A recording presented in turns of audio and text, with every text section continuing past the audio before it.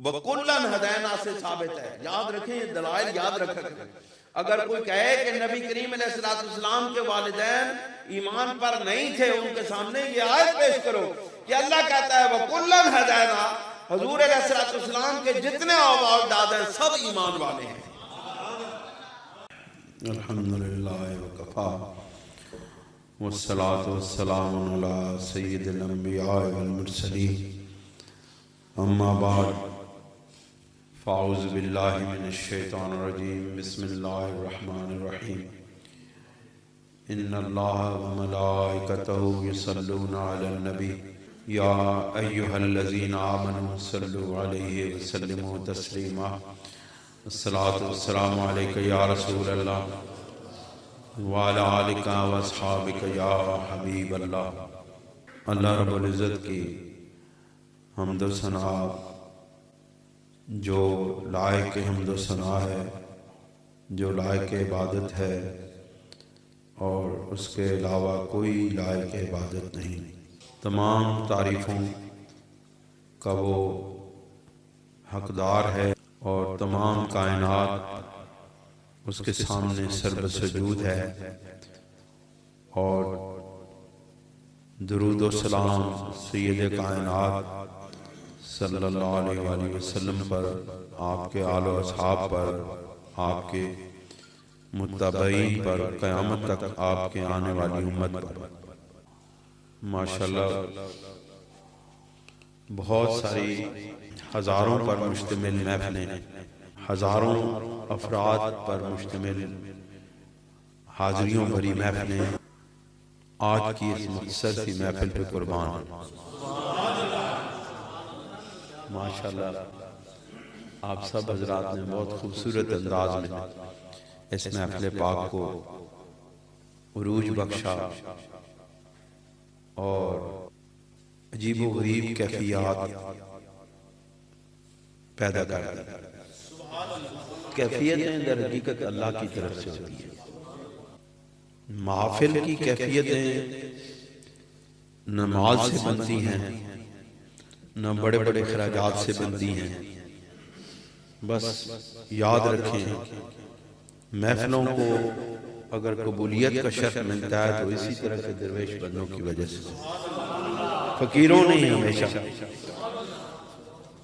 محفلوں کو عزتیں بخشی ہے اور اللہ نے ان کے اوپر اپنی رحمتوں کی چادر تانی ہے. دوستو اور بزرگوں، آج آپ کے ساتھ یہاں پر اس جگہ پر پہلی ملاقات ہے، اور آپ میں سے بہت سارے دوستوں سے پہلے تعارف تو ہے، لیکن اس جگہ پر پہلی مرتبہ حاضری کا شرف حاصل ہو رہا ہے. قرآن مجید کی سورہ انعام کی آیت نمبر 83 سے میں اپنی گفتگو کا آغاز کرتا ہوں، اور میری آج کی گفتگو اس نقطہ پر مرکوز ہوگی.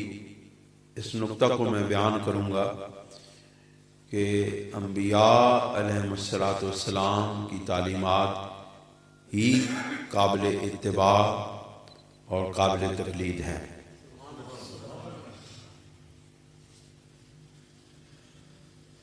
اللہ کریم حضرت ابراہیم علیہ السلام کے متعلق ارشادات فرما رہے ہیں. اس سے قبل کی آیات میں اللہ رب العزت نے حضرت ابراہیم علیہ السلام کی اس مکالمے کو اور اس گفتگو کو ارشاد فرمایا کہ جو آپ نے اپنی قوم کے ساتھ کی تھی. جب قوم کو دعوت توحید دی، اللہ رب العزت کی وحدانیت کا سبق دیا اور اللہ کی طرف بلایا، اور انہوں نے کہا کہ ہمارے تو خدا یہ بت ہیں، اور ہمارے تو خدا یہ چاند، سورج اور ستارے ہیں. حضرت ابراہیم علیہ السلام نے ان کو دلیل دی کہ غروب ہونے والے کبھی خدا نہیں ہوتے، ڈوب جانے والے کبھی خدا نہیں ہوتے. زوال خدا کو نہیں ملتا. اور پھر یاد رکھیں کہ زوال پھر اللہ رب العزت اپنے محبوب بندوں کو بھی نہیں ہونے دیتا. وہ خود لا زوال ہے، اور جو بندہ اس کی بندگی اختیار کر لیتا ہے اللہ اس کو بھی لا زوال کر دیتا ہے. آپ دیکھیں انبیاء علیہ السلام کا ذکر لا زوال ذکر ہے. قیامت تک جب تک انسان موجود رہیں گے انبیاء کا ذکر ہوتا رہے گا اور انبیاء کی یاد ہوتی رہے گی. بلکہ اب تو معاملہ اس حقیقت کو جا پہنچا ہے کہ اللہ رب العزت اپنے محبوب کے غلاموں کا تذکرہ بھی قیامت تک جاری رکھے گا. بس یہی چیز میں آج آپ کے سامنے عرض کروں گا. اللہ کریم نے ان باتوں کو جو حضرت ابراہیم علیہ السلام نے اپنی قوم کے سامنے رکھی تھی ان کو مجموعی طور پر ان کے متعلق ارشاد فرمایا کہ وَتِلْكَ حُجَّتُنَا آتَيْنَاهَا إِبْرَاهِيمَ عَلَىٰ قَوْمِهِ. اور یہ ہماری دلیل ہے کہ ہم نے حضرت ابراہیم کو اس کی قوم پر عطا کی. یعنی وہ دلائل جو حضرت ابراہیم علیہ السلام نے اپنی قوم کے سامنے رکھے، اللہ رب العزت فرماتے ہیں کہ ہم نے اس حضرت ابراہیم علیہ السلام کی قوم کے مقابلے میں ان کے دلائل کے رد میں حضرت ابراہیم علیہ السلام کو جو دلائل عطا کیے وہ ہماری طرف سے عطا کیے گئے. اس کا مطلب ہے کہ اللہ رب العزت اپنے محبوب بندوں کی طرف اٹھنے والی انگلیوں کو اپنے دلائل سے اپنے حکم سے کاٹ کے رکھ دیتا ہے. اب اعتراض ہوا حضرت ابراہیم علیہ السلام پر. حضرت ابراہیم انبیاء علیہ السلام کے بہت بڑے سربراہ انبیاء میں سے ہیں. حضرت ابراہیم علیہ السلام کو اجداد الانبیاء کہتے ہیں. وہ کس وجہ سے کہ حضرت ابراہیم علیہ السلام ہمارے پیارے محبوب صلی اللہ علیہ وسلم کے اجداد میں سے ہیں. بعض اوقات اولاد کی نسبت سے آباء و اجداد کو احترام اور عزت کی نگاہ سے دیکھا جاتا ہے، اور بعض اوقات آباء و اجداد کی نسبت سے اولاد کو عزت و نگاہ سے دیکھا جاتا ہے. صحیح ہے بات کہ نہیں؟ کئی مرتبہ ایسا ہوتا ہے کہ اولاد کی وجہ سے باپ کو پہچانا جاتا ہے. آپ اکثر دیکھتے ہوں گے لوگ کہتے ہیں یہ جی فلاں عالم دین کے والد گرامی ہیں. تو کیا ہوا؟ اولاد کی وجہ سے والد کی پہچان ہو گئی.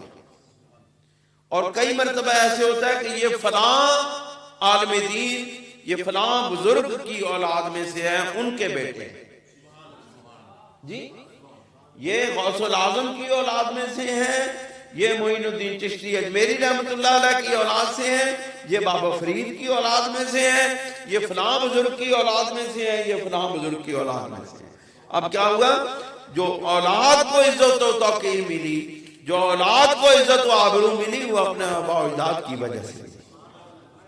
اور بہت سارے آباء و اجداد کو عزت و توقیر اور رفعت شان وہ ملتی ہے اپنی اولاد کی وجہ سے. لیکن ہمارے امام الانبیاء کی بات اور ہے. یہاں امام الانبیاء کو عزت و آبرو، توقیر اور عزت و شان اپنے آباء و اجداد یعنی انبیاء علیہ السلام کی وجہ سے ملی، اور سارے انبیاء علیہ السلام کو اپنے آل یعنی حضرت محمد مصطفیٰ صلی اللہ علیہ وسلم کی وجہ سے عزت و توقیر. اللہ کریم ارشاد فرماتے ہیں نرفع درجات من نشاء، ہم جس کے چاہتے ہیں اس کے درجات بلند کر دیتے ہیں. ہم جس کے چاہتے ہیں درجات اس کے بلند کر دیتے ہیں. نرفع درجات من نشاء، ہم جس کے چاہتے ہیں اس کے ہم درجات بلند کر دیتے ہیں۔ اس کا مطلب ہے کہ درجات کی بلندی من جانب اللہ ہے، اور پھر اللہ رب العزت جن کے درجات بلند کیے ان کا تذکرہ فرماتے ہوئے ارشاد فرماتے ہیں، ساتھ فرمایا ان ربک حکیم العلیم، بے شک آپ کا رب حکمتوں والا بھی ہے اور بڑا زبردست علم والا ہے۔ اس کو معلوم ہے کہ کس کی عزت و شان کو بلند کرنا ہے اور کس کی عزت و شان کو گھٹانا ہے۔ فرمایا وَوَهَبْنَا لَهُ إِسْحَاقَ وَيَعْقُوبَ، اور ہم نے حضرت ابراہیم علیہ السلام کو اسحاق بیٹا دیا اور پوتا یعقوب دیا، ہے نا۔ وَوَهَبْنَا یعنی ابراہیم علیہ السلام کے جس وقت ہم نے درجات بلند کرنے چاہے تو ان کو کیا کیا، ان کو ان کی قوم پر ایسے دلائل عطا کیے قوم کے مقابلے میں کہ قوم ان کی آگے زبان بند ہو گئی، ان کی زبانیں گنگ ہو گئیں، ان کی زبانیں بند ہو گئیں، ان کے دلائل جھوٹے پڑ گئے حضرت ابراہیم علیہ السلام کی مقابلے میں۔ پھر اللہ نے فرمایا کہ پھر ہم نے ان کو اولاد بھی دی، اور اولاد بھی شان والی دی، یعنی وہ خود بھی شان والے، ان کی اولاد بھی شان والی۔ وَوَهَبْنَا لَهُ إِسْحَاقَ وَيَعْقُوبَ، اور ہم نے حضرت ابراہیم علیہ السلام کو حضرت اسحاق نبی عطا فرمائے اور پوتے حضرت یعقوب علیہ السلام عطا فرمائے، بیٹے بھی نبی پوتے بھی نبی۔ حضرت ابراہیم علیہ السلام کے دو بیٹے دونوں نبی، حضرت اسحاق علیہ السلام جن کی آگے آل اولاد چلی بنی اسرائیل ہوئی، اور دوسرے حضرت اسماعیل علیہ السلام جن کی آگے اولاد چلی اور ہمارے آقا و مولا سید کائنات صلی اللہ علیہ وسلم ہمیں عطا ہوئی۔ ہمارے آقا و مولا کس کی اولاد ہیں؟ حضرت اسماعیل علیہ السلام۔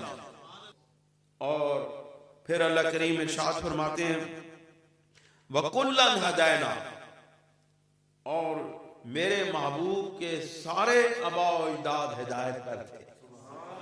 وَكُلًّا هَدَيْنَا، اور سارے ہدایت پر تھے۔ اس کا مطلب ہے کہ نبی کریم علیہ السلام کے آبا و اجداد میں سے کوئی ایک شخص بھی کفر پر نہیں مرا۔ میرے محبوب کے باقی سب کا شک ہو سکتا ہے کہ کس کے آبا و اجداد کافر ہوئے یا مسلمان ہوئے یا ایمان والے ہوئے یا نہیں ہوئے، لیکن رسول اللہ صلی اللہ علیہ وسلم کے متعلق ایک ذرا برابر بھی شک نہیں ہو سکتا کہ رسالت نام صلی اللہ علیہ وسلم کے والد گرامی عبداللہ، آپ کی والدہ آمنہ، اور اس سے اوپر حضرت عبد المطلب، اور اس سے اوپر حضرت ابراہیم تک، اور حضرت ابراہیم سے حضرت آدم تک کوئی ایک شخص بھی غیر مسلم نہیں ہوا، سارے ایمان والے ہوئے۔ آپ دیکھیں پاکیزہ ہستیاں پاکیزہ وجودوں سے ہوتی ہوئی پاکیزہ وجودوں میں سامنے آئیں اور منصہ شہود پہ ظاہر ہوئی۔ وَكُلًّا هَدَيْنَا سے ثابت ہے، یاد رکھیں یہ دلائل یاد رکھیں۔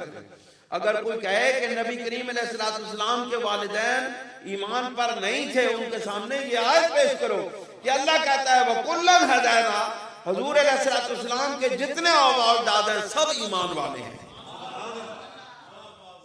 یہ والدین کریمین رسول کریم صلی اللہ علیہ وسلم کے والدین کریمین کے ایمان پر ٹھوس دلیل ہے یہ آیت۔ اپنے ایمان اور یقین کو کامل کریں۔ ان بدعقیدگیوں کے اس دور میں، افراتفری کے اس دور میں، اور غلط عقائد کی ترویج و اشاعت کے اس دور میں اپنے ایمان کو، اپنے یقین کو مضبوط کریں اور قرآن کے دلائل کے ساتھ مضبوط کریں۔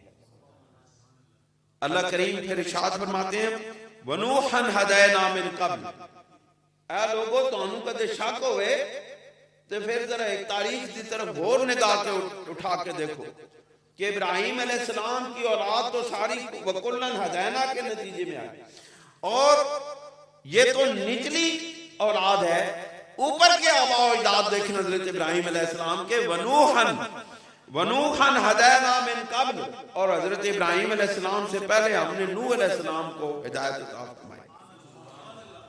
ومن ذریتہ، اور نوح علیہ السلام کی ساری اولاد کو، ومن ذریتہ، اور نوح علیہ السلام کی ساری اولاد کو ہدایت عطا فرمائی۔ یاد رکھیں حضرت آدم علیہ السلام جد الانبیاء ہیں، حضرت آدم علیہ السلام جد الانبیاء۔ آپ کے بعد حضرت ادریس علیہ السلام ہے نبی، آپ کی اولاد میں حضرت آدم علیہ السلام کے بعد حضرت ادریس علیہ السلام نبی ہیں، اور حضرت ادریس علیہ السلام وہ نبی ہیں جنہوں نے قلم کے ساتھ تحریر کو ایجاد کیا۔ اس کا مطلب ہے اللہ رب العزت نے ہر کام، ہر وہ نیکی والا کام اپنے انبیاء سے ایجاد کیا۔ انبیاء نے کتابت کرنی سکھائی، انبیاء نے خطابت کرنی سکھائی، انبیاء انجینئر بنے، انبیاء ڈاکٹر بنے، انبیاء نے علاج کیے۔ اس کا مطلب ہے کہ انبیاء علیہ السلام کو اللہ رب العزت نے اس دنیا میں ظاہری ہدایت کے لیے بھی بھیجا اور باطنی ہدایت کے لیے بھی بھیجا۔ پھر فرماتے ہیں وَمِن ذُرِّيَّتِهِ داؤد وسلیمان وایوب ویوسف، یعنی حضرت نوح علیہ السلام جو آپ کے آباء و اجداد میں سے ان کو ہدایت عطا فرمائی، اور آپ کی جو ذریت ہے حضرت ابراہیم علیہ السلام کہ یعنی حضرت داؤد علیہ السلام، حضرت سلیمان علیہ السلام، حضرت ایوب علیہ السلام، ویوسف وموسیٰ وہارون، اور یوسف کو اور موسیٰ کو اور ہارون کو بھی ہدایت عطا فرمائی۔ یہ نبی کریم علیہ السلام کا شجرہ نسب بیان ہو رہا ہے کہ لوگوں جس وقت تمہارے سامنے یہ دلائل موجود ہیں کہ میرے نبی کے جتنے بھی اوپر تک اور جتنے نیچے تک سارے ایمان والے ہیں، لہذا میرے نبی کی نسل پاک ہے، میرے نبی کی نسل پاک ہے، میرے نبی کے آباء و اجداد پاک ہیں، میرے نبی کے آباء و اجداد بھی پاک، میرے نبی کی نسل بھی پاک، میرے نبی کی آل بھی پاک۔ تو کتنی عظمتیں ملی، نرفع درجات من نشاء کا یہ منظر رسول اللہ کی ذات پر آ کر منتج ہوتا ہے کہ رسول اللہ کے آباء و اجداد بھی پاک، رسول اللہ کی آل بھی پاک۔ یہ پاک سلسلے ازل سے چلے ہیں اور اب تک جاری رہے ہیں۔ آباء ابراہیم سے ابراہیم تک، حضرت ابراہیم سے آل ابراہیم رسول اللہ تک، اور رسول اللہ سے رسول اللہ کی آل قیامت تک۔ حضور نے فرمایا میری آل اور قرآن یوں ساتھ ساتھ رہیں گے قیامت تک۔ رسول اللہ نے فرمایا میری آل اور میرا یہ قرآن اور میری یہ آل قیامت تک یوں ساتھ ساتھ رہیں گے، ان کو کوئی جدا نہیں کر سکے گا۔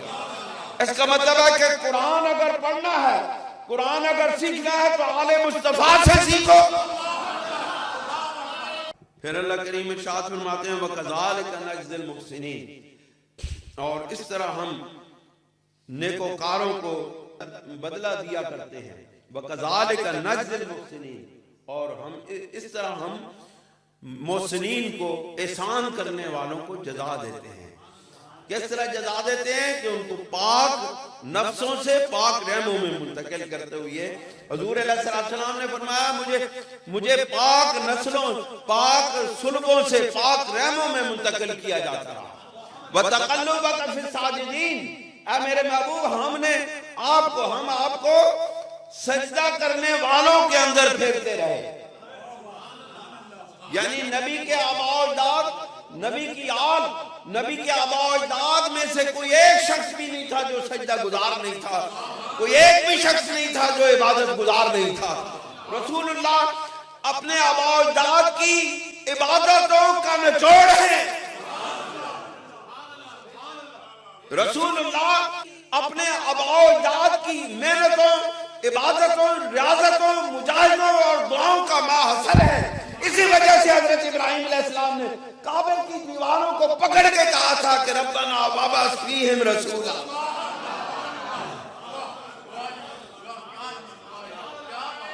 پھر فرمایا وزکریا، ابھی یہ سلسلہ ختم نہیں ہوا ہے، کوئی 2 نام نہیں ہے، 4 نام نہیں ہے، میرے نبی کی آباء و اجداد کے سارے نام پاک ہیں۔ فرمایا وزکریا ویحییٰ وعیسیٰ والیاس کل من الصالحین، سارے کے سارے صالح، سارے کے سارے صالحین ہیں، سارے کے سارے نیک ہیں۔ اور یاد رکھیں صالح کون ہوتا ہے؟ صالح وہ ہوتا ہے جس کے دامن میں گناہ نہ ہو۔ ویسے تو جس کے گناہ کم ہوں اور نیکیاں زیادہ ہوں، اس کے مقابلے میں جس کے گناہ زیادہ ہیں نیکیاں کم ہیں، اس کے مقابلے میں جس کی نیکیاں زیادہ ہیں گناہ کم ہیں، اس کو صالح کہتے ہیں۔ لیکن در حقیقت صالح وہ ہے کہ جس کے دامن میں گناہ ہی کوئی نہ ہو۔ اللہ رب العزت فرماتے ہیں میرے محبوب کے آباء و اجداد میں سے کسی شخص نے گناہ ہی نہیں کیا۔ کبھی کوئی یہ نہ کہے کہ میرے محبوب کے آباء و اجداد میں کوئی گناہ کیا ہے۔ وہ صالح کل من الصالحین، سارے دے سارے نیکیاں دے مالک اور گناہ تو پاک۔ جڑا بندہ گناہ تو پاک ہوئے اس میں صالحین کے اصل مصداق صالحین کا وہ ہے کہ جو گناہوں سے پاک ہو۔ بات سمجھے کہ نہیں سمجھے؟ ہاں، تو اللہ رب العزت نے اپنے محبوب کو اتنا پاک بنایا، آپ نے کہا کہ نہ کوئی دامن پہ کوئی چھینٹا، نہ کوئی داغ، سب صاف، سب پاک ہیں، سب کے کردار پاک ہیں، سب کے اعمال پاک ہیں، اور کسی شخص نے، کسی ایک بھی شخص نے گناہ نہیں کیا، سارے گناہوں سے پاک ہیں۔ اس کا مطلب ہے کہ میرے محبوب کے سارے آباء و اجداد معصوم عن الخطا ہیں۔ میرے محبوب کے سارے آباء و اجداد معصوم عن الخطا ہیں۔ اس کا مطلب ہے کہ نبی خود معصوم عن الخطا ہوتے ہیں، معصوم عن الخطا کی اولاد ہوتے ہیں۔ وَإِسْمَاعِيلَ وَالْيَسَعَ وَيُونُسَ وَلُوطَ، اور اسماعیل اور حضرت یسع اور یونس اور لوط، وَكُلًّا فَضَّلْنَا عَلَى الْعَالَمِينَ، اور ہم نے تمام عالمین، ان سب کو ہم نے تمام عالمین پر فضیلت عطا کی ہے۔ نبی بنایا، ساری کائنات پر فضیلت عطا کی۔ آباء و اجداد ہوئے، سارے اپنے اپنے زمانے کے لوگوں پر فضیلت والے ہوئے، عزتوں والے ہوئے، آبرو والے ہوئے، شانوں والے ہوئے۔ وَكُلًّا فَضَّلْنَا عَلَى الْعَالَمِينَ۔ آپ دیکھیں کیسی بات آ رہی ہے، پہلے کہا کہ محسنین میں سے ہیں، پھر کہا کہ صالحین ہیں، پھر کہا کہ سارے عالمین پر فضیلت والے ہیں۔ اب ایک اور بات سنیں، اب کیا ہوا؟ صالحین وہ، محسنین وہ ہوئے، صالحین وہ ہوئے، عالمین پر فضیلت ان کو ملی۔ اب ایک اور وَمِنْ آبَائِهِمْ وَذُرِّيَّاتِهِمْ وَإِخْوَانِهِمْ، اور ان کے آباء و اجداد میں سے اور ان انبیاء کی ذریت میں سے، ان کے آباء و اجداد میں سے اور ان کی ذریت میں سے اور ان کے بھائیوں میں سے، یعنی نبی کا فیض اپنے آباء و اجداد تک بھی جاتا ہے، اپنی ذریت تک جاتا ہے، اپنے بھائیوں سے بھی تقسیم ہوتا ہے۔ نبی کو یہ شان اور عزت حاصل ہے کہ نبی کا فیض آباء و اجداد کو بھی ملتا ہے، ذریت کو بھی ملتا ہے، اور بھائیوں کو بھی ملتا ہے۔ اس کا مطلب ہے کہ جب باقی انبیاء کی شان یہ ہے تو رسول اللہ صلی اللہ علیہ وسلم کے آباء و اجداد کو کتنا فیض ملا سرکار سے، پھر آپ کی ذریت اور آل کو کتنا فیض ملا آپ کے وسیلہ سے، اس کا اندازہ لگا لیں۔ پھر آپ کے بھائیوں سے، آپ کے خاندان والوں کو کتنا فیض ملا رسول اللہ کے۔ پھر فرمایا اگلی بات، جو یہ سارا ذکر کرنے کے بعد آباء و اجداد کا، ذریت کا، بھائیوں کا ذکر کرنے کے بعد ارشاد فرمایا کہ وَاجْتَبَيْنَاهُمْ، اور ہم نے ان کو چن لیا ہے، ہم نے ان کو خاص کر لیا ہے، ہم نے ان کو چن لیا ہے۔ وَاجْتَبَيْنَاهُمْ ہم نے ان کو چن لیا، وَهَدَيْنَاهُمْ إِلَىٰ صِرَاطٍ مُسْتَقِيمٍ اور ان کو سیدھے راستے کی ہدایت عطا فرما دی۔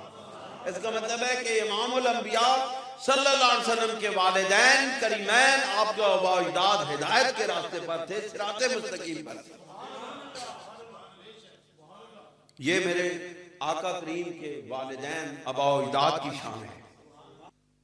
ذالک ھدی اللہ یہدی بہ من یشاء، یہ اللہ کی ہدایت ہے کہ اپنے بندوں میں سے جسے چاہتا ہے عطا کرتا ہے۔ من عبادی، ذالک ھدی اللہ یہدی بہ من یشاء من عبادی، یہ اللہ کی ہدایت ہے جو اپنے بندوں میں سے جس کو چاہتا ہے عطا کر دیتا ہے۔ وَلَوْ أَشْرَكُوا لَحَبِطَ عَنْهُمْ مَا كَانُوا يَعْمَلُونَ، اور اگر وہ شرک کرتے تو ضرور ان کا کیا ان کے کام اکارت جاتے۔ اس کا مطلب ہے کہ انہوں نے شرک نہیں کیا، اس لیے ان کے اعمال کام آ گئے، ان کے اعمال قبول ہو گئے۔ اللہ تعالیٰ اس آیت کے ذریعے یہ بتانا چاہ رہے ہیں کہ اے مسلمانوں، اے مومنوں، میرے محبوب کے آباء و اجداد نے نہ تو گناہ کیے، وہ گناہوں سے بھی پاک تھے، وہ شرک سے بھی پاک تھے، انہوں نے شرک بھی نہیں کیا۔ اگر وہ شرک کرتے تو وہ صالحین میں سے نہ ہوتے، کیونکہ شرک والوں کے تو اعمال ضائع ہو جاتے ہیں، ان کے اعمال قابل قبول ٹھہرے تو وہ صالحین میں سے ہوئے، محسنین میں سے ہوئے۔ اولئک الذین آتیناہم الکتاب والحکم والنبوۃ، یہ وہ لوگ ہیں، یہ وہ گروہ ہے جن کا ہم نے ذکر کیا ہے نا، میرے محبوب کے آباء و اجداد، یہ میں سے یہ وہ لوگ ہیں جن کو کیا کیا؟ آتیناہم الکتاب، جن کو ہم نے کتاب دی، والحکم اور حکم دیا یعنی احکامات دیے، والنبوت اور نبوت دی۔ فَإِن يَكْفُرْ بِهَا هَؤُلَاءِ فَقَدْ وَكَّلْنَا بِهَا قَوْمًا لَيْسُوا بِهَا بِكَافِرِينَ، تو اگر یہ لوگ اس سے منکر ہوں تو ہم نے اس کے لیے ایک ایسی قوم لگا رکھی ہے جو انکار کرنے والی نہیں۔ یعنی اگر کوئی شخص، اگر لوگ، اگر کوئی گروہ ان پاک ہستیوں کا انکار کرے تو ہم نے ایک ایسا گروہ تیار کر رکھا ہے جو ان کا کفر کرنے والا ہے نہیں، جو ان کا انکار کرنے والا نہیں۔ اس میں شان صحابہ نظر آتی ہے۔ نبی کریم علیہ السلام کے ارد گرد کے لوگوں نے، آپ کے رشتہ داروں نے، مکہ کے رؤساء نے، کفار مکہ نے آپ کی تکذیب کی، نعوذ باللہ من ذالک، آپ کو جھٹلایا، آپ کی نبوت کا انکار کیا، لیکن اللہ رب العزت نے فرمایا کہ ہم نے ایک ایسا گروہ تیار کر رکھا ہے جو ان کا انکار کرنے والا نہیں ہے۔ یعنی صحابہ کرام رضوان اللہ تعالیٰ علیہم اجمعین وہ گروہ ہیں جو انبیاء علیہ السلام میں سے اور خصوصاً سید کائنات صلی اللہ علیہ وسلم کی انکار کرنے والے نہیں ہیں، اقرار کرنے والے ہیں، اتباع کرنے والے ہیں۔ دوستوں اور بزرگوں، اللہ کریم ارشاد فرماتے ہیں اولئک الذین ھدی اللہ فبہداہ مقتدی، یہ وہ لوگ ہیں جن کو اللہ رب العزت نے ہدایت کی تو تم انہی کی راہ پر چلو۔ یعنی انبیاء علیہ السلام کی تقلید کرو، انبیاء علیہ السلام کی اقتداء کرو، اصول دین میں انبیاء علیہ السلام کی اتباع کرو، انہی کو اللہ رب العزت نے ہدایت دی ہے۔ اس کا یہ مطلب ہے کہ اللہ رب العزت نے نبی کریم علیہ السلام کو، انبیاء علیہ السلام کو صرف ہدایت دی ہے، اور صرف انبیاء علیہ السلام کی اقتداء کرنا، تقلید کرنا، آپ کی اتباع کرنا ہی لازم اور واجب ٹھہرا ہے۔ قُلْ لَا أَسْأَلُكُمْ عَلَيْهِ أَجْرًا، اے میرے محبوب آپ فرما دے کہ میں تم سے دعوت و تبلیغ پر کوئی پیسہ وصول نہیں کرتا، کوئی اجر طلب نہیں کرتا۔ میں تمہیں جو رب سے ملاتا ہوں یہ میں تم سے کسی مال دولت کی غرض سے نہیں ملاتا، میں اس لیے ملاتا ہوں کہ تم واصل باللہ ہو کے جنت کے باغات میں چلے جاؤ، جنت کی سیر کرو، دیدار الہی کرو۔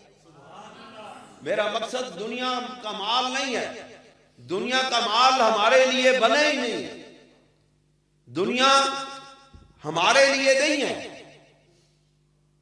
بلکہ ہمیں اس کی طلب ہی نہیں ہے۔ ہم تو صرف تمہیں رب سے ملانے آئے ہیں، تمہیں رب سے واصل کرنے آئے ہیں، واصل باللہ کرنے آئے ہیں۔ ہمارے ذمہ یہ ڈیوٹی لگی ہے۔ اے میرے محبوب تو ان سب باتوں سے اعلیٰ و ارفع ہے، تیری شان بڑی بلند ہے، لہذا تو ان کے مالوں ان کے مالوں کو کی طرف کہے کہ تیرے مالاں دی طرف اسی ویکھدے بھی نہیں، تواڈے مال تواڈے کول ہی رہن۔ وہ بڑے بڑے رؤساء ہے نا، انہوں نے اپنے مالاں تے غرور سی، مالاں تے تکبر سی۔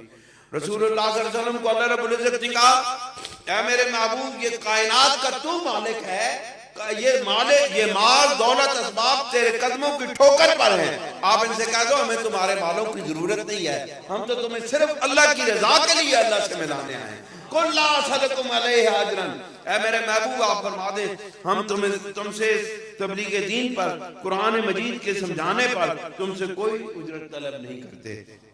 ان ہوا الا ذکر للعالمین، مگر وہ تو نہیں مگر نصیحت سارے جہان کو، یعنی کہ یہ سارے جہان کے لیے قرآن مجید نصیحت ہے، ہم تو صرف نصیحت کرنے آئے ہیں، لوگوں کو اللہ تعالیٰ کا پہچان کرانے ہیں، معرفت الہی دکھانے آئے ہیں، معرفت الہی دینے آئے ہیں، لہذا ہمیں تمہارے مال دولت اسباب کی کوئی ضرورت نہیں ہے، ہم جو بھی کرتے ہیں اللہ کی رضا کے لیے کرتے ہیں۔